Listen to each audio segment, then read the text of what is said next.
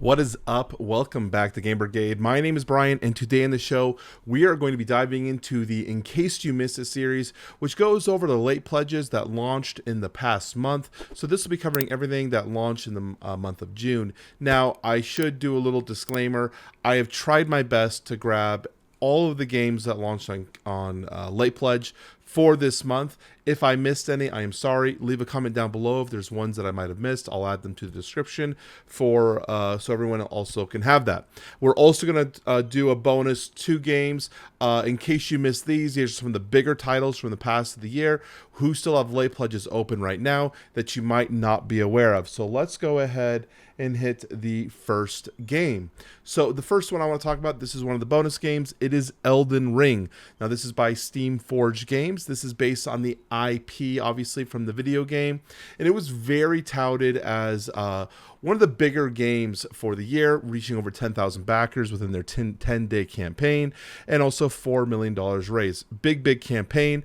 And this is going to take from the idea of dungeon crawlers, but going towards more of the adventure, adventuring side of gameplay, where you're going to be revealing tiles, moving around the map, activating different types of tokens for events as you try to complete your quests. And then the combat, I actually have a pause here on the video here to show you. You actually cannot see it. That's really unfortunate. Let me see. Yeah, you can see it here. It will take place on these boards that you're going to open up in a kind of like in a binder page. And these battle mats will have different places and different things that you can do based on how you want to start the combat and move around the different grid. So a little different kind of combat. In terms of pledge levels, the entry pledge was one they threw out there at 75 pounds. I think this was a bait pledge because you really don't get that much. And really the majority of the content for this game is going to be coming from the core pledge. So this is something to be aware of. So it's coming at 152 pounds. It's a fairly expensive game. But that is the first bonus game. Next, we're going to be taking a look at Oathsworn Into the Deepwood. This is one of my top games. In fact, it might be my top game of 2022. This is one that I'm still playing through the campaign. Absolutely love this title.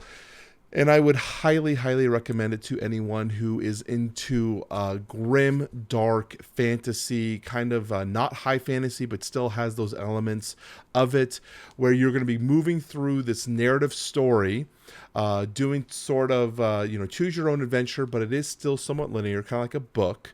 And then you're going to go into a battle sequence where you're going to face different types of monsters and creatures throughout the story of the game.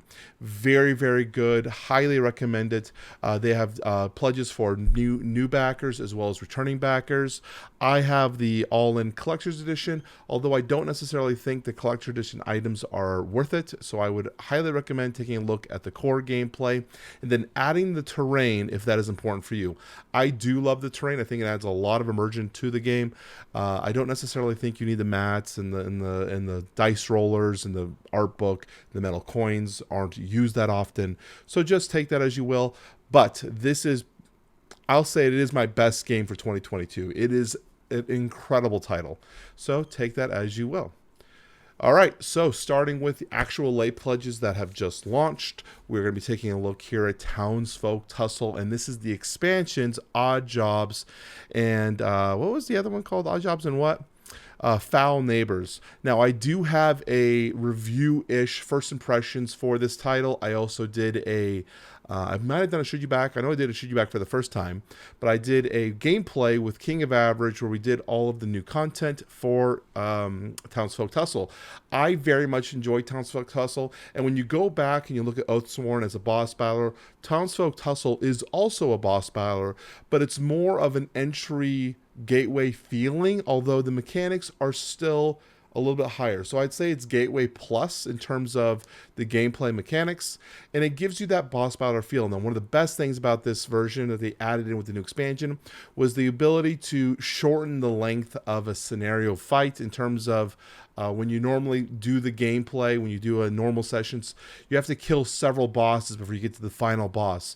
It used to be 4, now it's 3, so I'm glad that they reduced that down. So Townsfolk Tussle, in terms of pledges, I did, this one was very hard to find on the aftermarket. It was very expensive. In fact, for just the core box, you were looking at like $200. The core box is more expensive in this one. It's $105. But if you're looking for the all-in, $210, that is the one that I ended up pledging because I feel like this is one that'll be good for a collection piece. So that's the one I went with.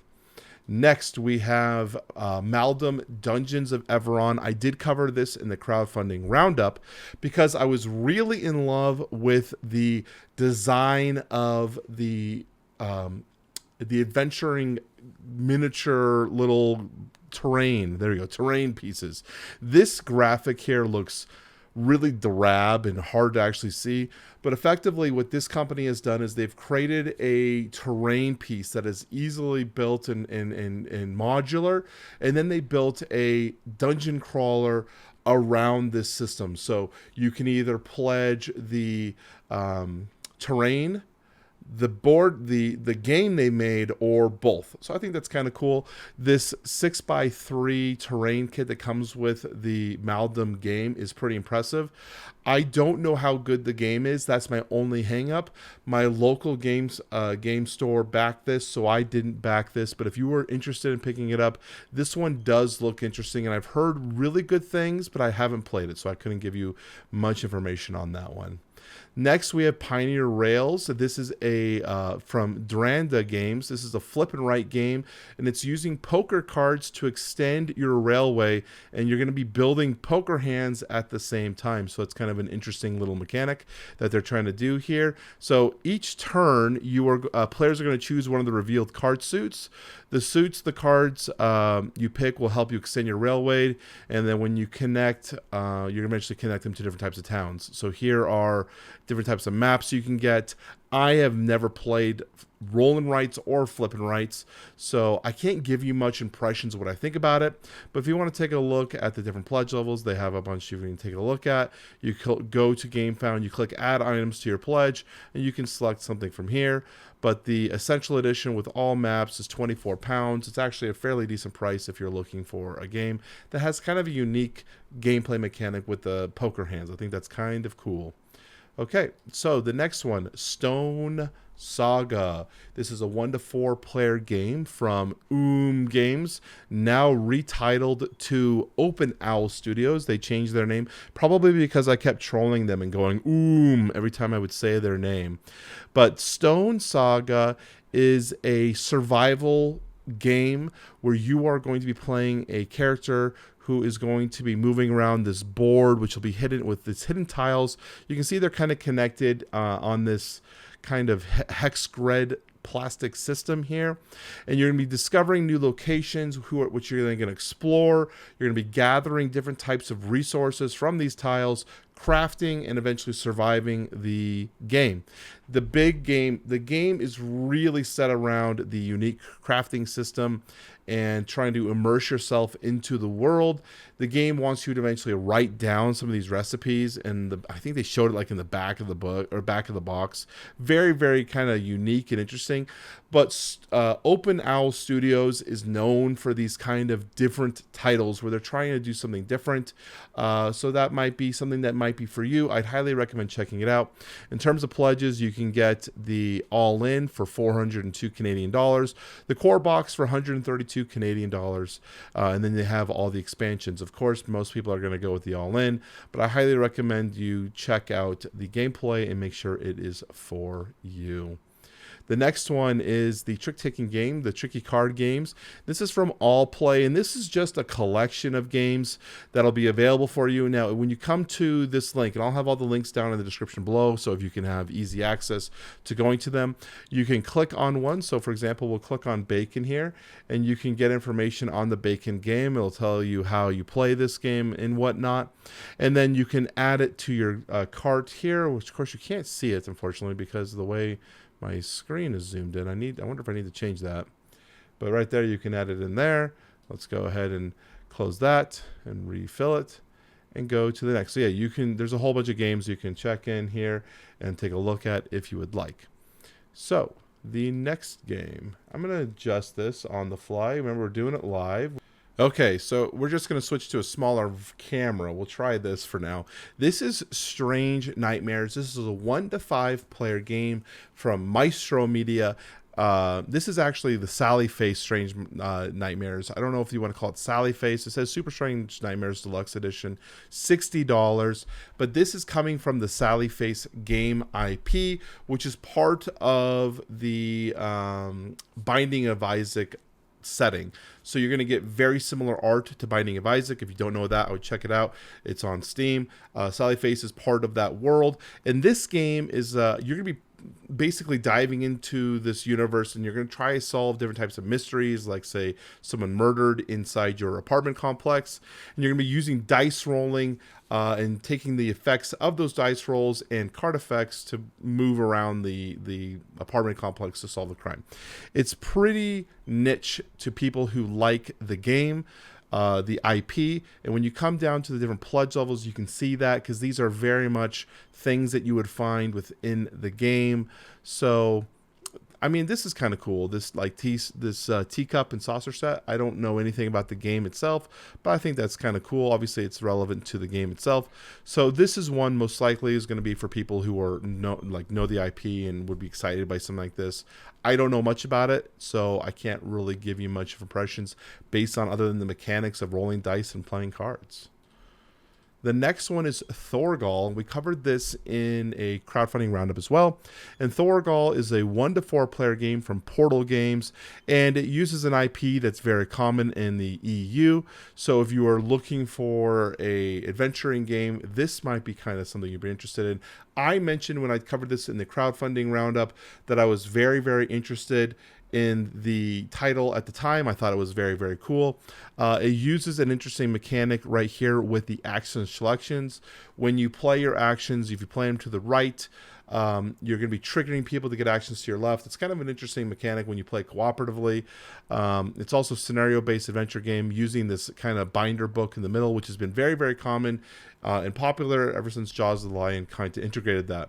In terms of pledge levels, there are a few that you can take a look at. They have the all-in, they have the base board game. The base board game is 85 euros, and the late pledge all-in is 150. I wonder why they have this as late pledge. They have a group pledge, and then they have the all-in group pledge. I don't know why they have this titled late pledge. I haven't seen that before, where they titled it specifically late pledge. So that's something to take a look at if you're looking for an interesting adventure game. Thorgal from Portal Games. Now, be aware, Portal Games is currently still waiting on Robinson Crusoe. They're very delayed on that one, but they have recently delivered 51st State, so that is good that they're getting some games delivered on time. The next one is The Last Kingdom board game by Gamelin Games. This is a 2 to 5 player game designed by John DeClaire. I feel like this one you need to actually go to the campaign page to get a true idea of it. This is a area control game, but it's got a lot going on to it. And if you haven't already, we're going to pause this music, but I highly recommend going and watching this video. This video gives a very, very good rundown of the mechanics, and I think there's a lot more going on. Effectively, in a region where there's going to be combat, which is what they're showing here, players will have some sort of presence in this territory, and you are going to be playing cards and effects that are going to change the battlefield. Like in this case, they're going to steal a unit and remove units, and so you are going to keep playing cards as long as you want to spend resources on this territory. And at the end of conflict, the scoring and faction points will be taken over. I mentioned when I covered this the first time that I wasn't a big fan of games that use art within their IP inspired art where it's actual stills from the show. I hate that. In fact, I just talked about this with Firefly again.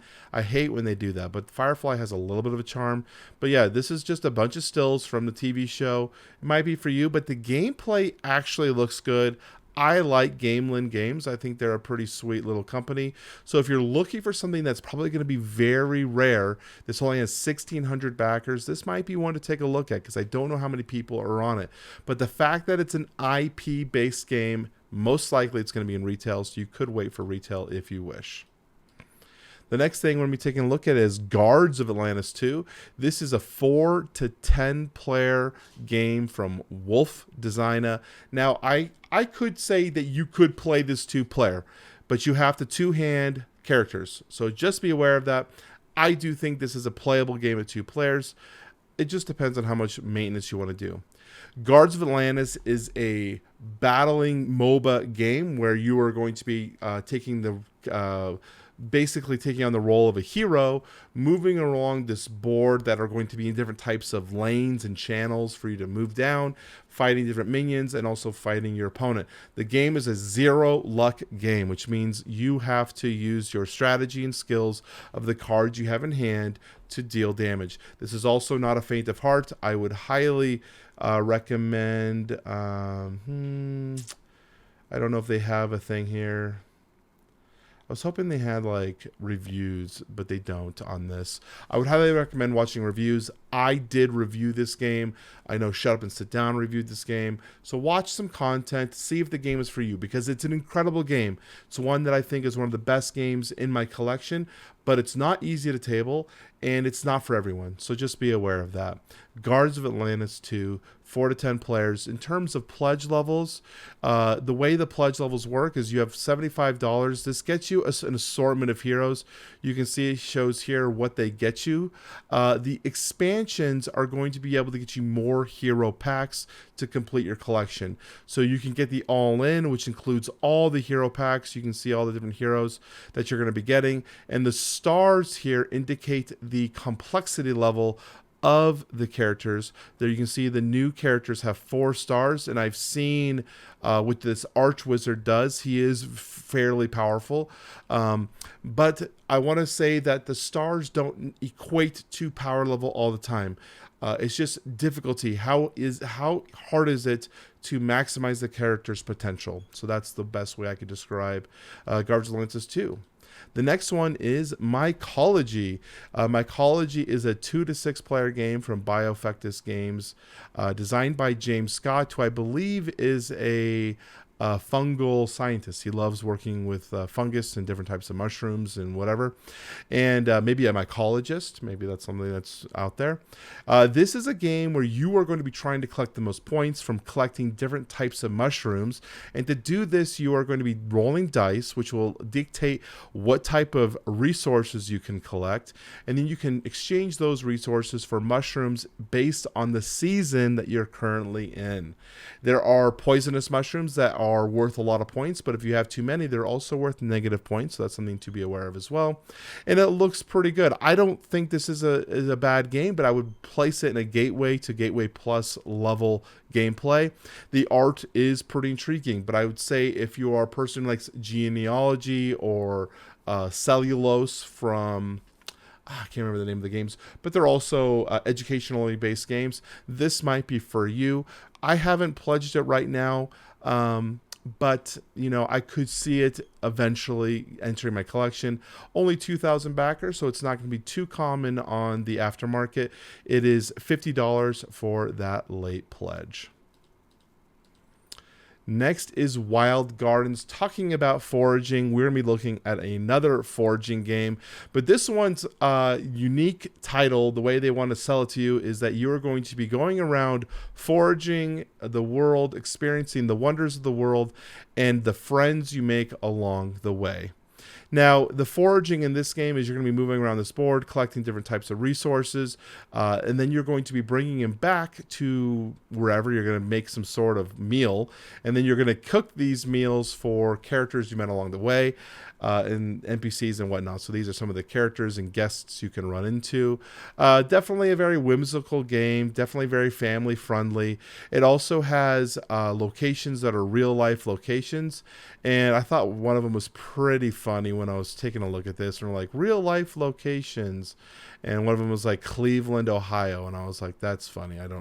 I don't suspect, like, if I was to go forage for food, I would go to Cleveland, Ohio. I don't think that's where I would go. Man, I wish I could find it now. I literally just saw it, and now I can't find it. Yeah, who knows? But that's Wild Gardens. This is a 1 to 4 player game, if I didn't mention that already. You can back it, again, only 1,400 backers, so it's not going to be too common on the aftermarket. Highly doubt this one will be at retail, so be aware of that.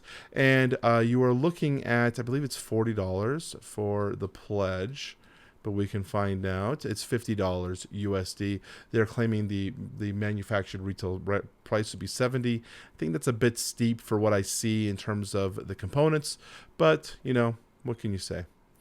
The next game is Worldbreaks, the Indigo Sisters.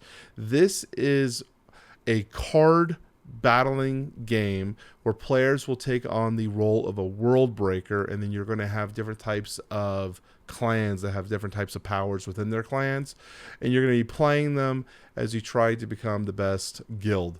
Now, Indigo Sisters is an expansion for Worldbreaker. If you go here, if you actually click the late pledge, it takes you to this Worldbreaker's Advent of the let's go down here. Takes you to the Worldbreaks Advent of the Kalanate. And you can pick up the original pledge as well as the expansion pack down here, totaling $45, if that's something you're looking for. It's a card game, card battling game, very common out there. Only 566 backers, so very, very few people, but that's also just for this specific Kickstarter, so there's other people who backed this originally, so just be aware of that. So that is Worldbreakers. Next one, the most boring page you can probably have, is the Zombicide White Death by Simon. This is a 1 to 6 player game set in the medieval fantasy universe that is very popular within the Zombicide world, with Black Death being the most popular one, obviously.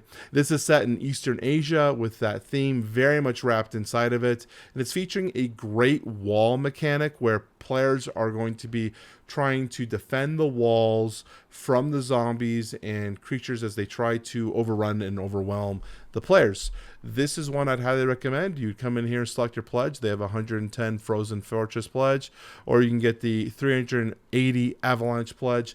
I did not back this one, so I cannot show you the pledge manager in depth, but you can come in here and check it out if you'd wish. If you backed it $1, you should have access to this as well. Next, we have Wishland Dreams from America, and this is the expansion for Wishland. This is a 1 to 5 player game from Lost Games Entertainment, designer Carlos Armado. And basically, this game, Wishland, lets players create and manage their own theme parks. You're going to be acquiring different types of attractions, actors, hotels and attractions, things that you would expect in a theme park. And the expansion pack here is going to include the components for the 5th player expansion, so that's why it's 1 to 5 players now.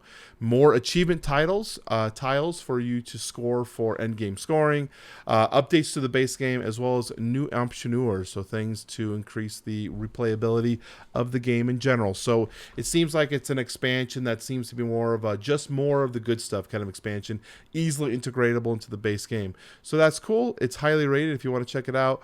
I don't know much about it other than what I've just described to you, because it doesn't really fit into a theme that I really need in my collection right now. So I haven't ever played it or thought about acquiring it. But that's Wishland Dreams from America. Teotihuacan City of Gods Deluxe Master Set. This is currently right now, Teotihuacan is 80 on the Board Game Geek's top list of all time, so it's in the top 100 of Board Game Geek. And this deluxe master set is basically everything. It's a massively modular board with a bunch of different types of gameplay expansions and modules that you can add in.